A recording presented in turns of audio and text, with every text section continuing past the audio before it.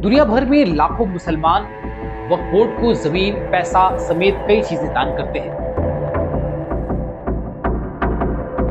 हालांकि दान देना या इस्लामिक तरीके से कहें तो ज़कात करना अपने अपने पसंद पर निर्भर है।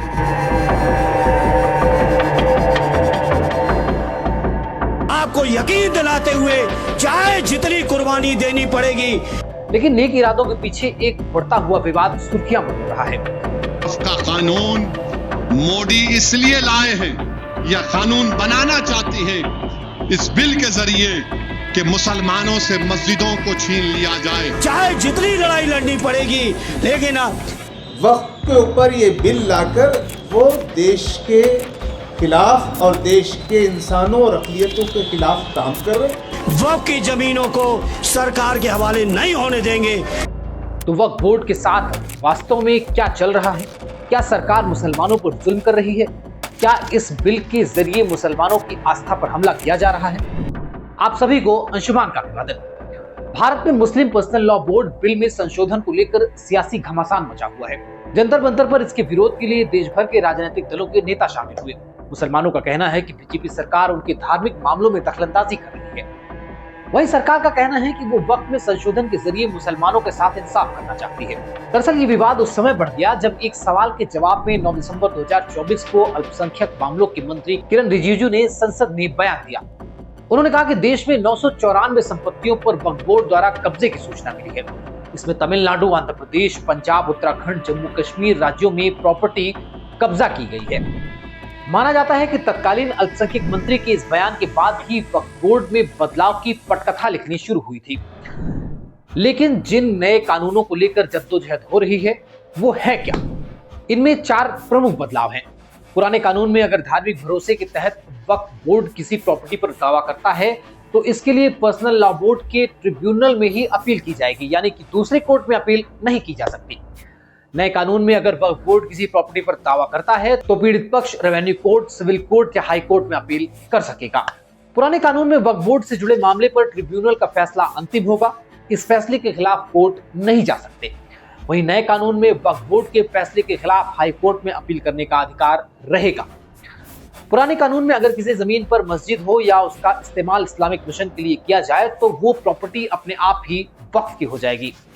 नए कानून में जब तक किसी ने जमीन दान में न दे दी हो, भले ही उस जमीन पर मस्जिद बनी हो, वो जमीन वक्फ की नहीं मानी जाएगी। वहीं पुराने कानून में वक्फ बोर्ड में महिलाओं और दूसरे धर्म के लोगों को सदस्यता नहीं दी जा सकती, जबकि नए कानून में वक्फ बोर्ड में 2 महिलाओं और 2 दूसरे धर्म के लोगों को मेंबर बनाया जाएगा। हालांकि वक्फ बोर्ड का विवादों से पुराना नाता रहा है।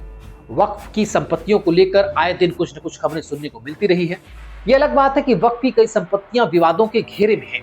हालांकि वैसे वक्फ बोर्ड भारत में रेलवे और सेना के बाद तीसरी ऐसी संस्था है जिसके पास सबसे ज्यादा जमीन है।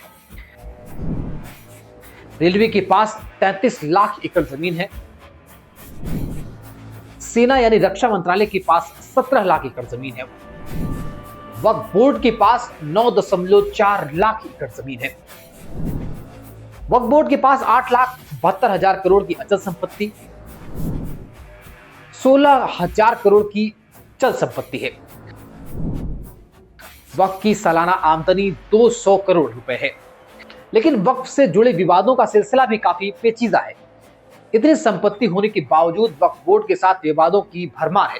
Government of India, Waqf council of India, Waqf management system of India से मिली जानकारी के मुताबिक देश भर में Waqf asset management system of India के पोर्टल पर 58,000 से ज्यादा मामले फाइल हुए हैं।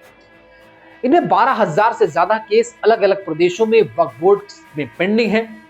18,000 से ज्यादा केस वक्फ ट्रिब्यूनल में पेंडिंग है और 165 मामले वक्फ बोर्ड से लेकर सुप्रीम कोर्ट और हाई कोर्ट में पेंडिंग पड़े हुए हैं। हालांकि वक्फ बोर्ड संशोधन बिल पर छिड़े मुस्लिम विवाद पर मुस्लिम पर्सनल लॉ बोर्ड के प्रवक्ता सैयद कासिम रसूल इलियास ने कहा है कि संयुक्त संसदीय समिति यानी जेपीसी को करीब 5 करोड़ मुसलमानों ने ईमेल के जरिए अपनी राय बताई है, लेकिन मुसलमानों की राय को नजरअंदाज कर दिया गया। वैसे अगर नए कानून की बात करें तो सरकार का वक्फ बोर्ड में दूसरे धर्मों के लोगों को सदस्यता देना पुनर्विचार करने लायक फैसला है। हालांकि वक्फ बोर्ड में मुस्लिम महिलाओं को सदस्यता देना और वक्फ के द्वारा किसी भी धर्म के व्यक्ति की संपत्ति पर कोर्ट जाने का अधिकार देना बेहद सराहनीय कदम है। वक्फ बोर्ड में दूसरे धर्मों के लोगों को सदस्यता देने के बजाय देश भर में वक्फ के द्वारा कब्जा की गई संपत्तियों को उनके असली मालिकों को देने पर विचार करना चाहिए।